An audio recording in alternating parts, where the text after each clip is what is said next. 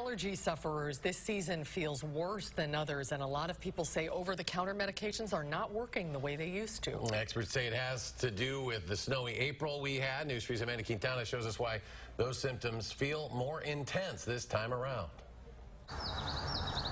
The birds are chirping and flowers are blooming, making for a beautiful ride through the Arboretum. But not if you're the 1 in 5 people with seasonal allergies.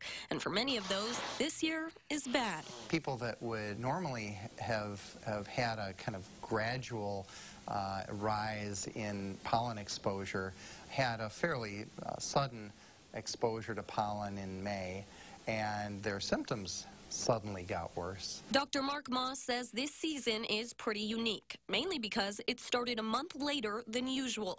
That snow in April is to blame, slowing down pollen release until about 2 weeks ago. The pollen has been released, the levels are high, and as a result, people are having lots of symptoms. That sudden onset is sending more and more people to the pharmacy. Their allergy pills don't seem to be strong enough this year. It seems like the allergies are definitely stronger, I think, and more people are having problems. Pharmacist Richard Kilmer says when the typical antihistamines like Zyrtec and Claritin don't work, customers are turning to alternatives like quercetin or nettle. They're not really antihistamines, but they can block the mast cells, which are the inflammatory process that's going on. Some even taking bee pollen, similar to a vaccine, to get their body to develop an immune response.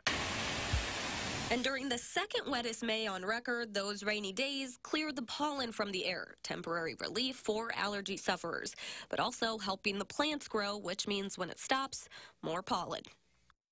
Amanda Quintana reporting. Now, although the season started late, we are still on track for the pollen that makes up summer allergies. State officials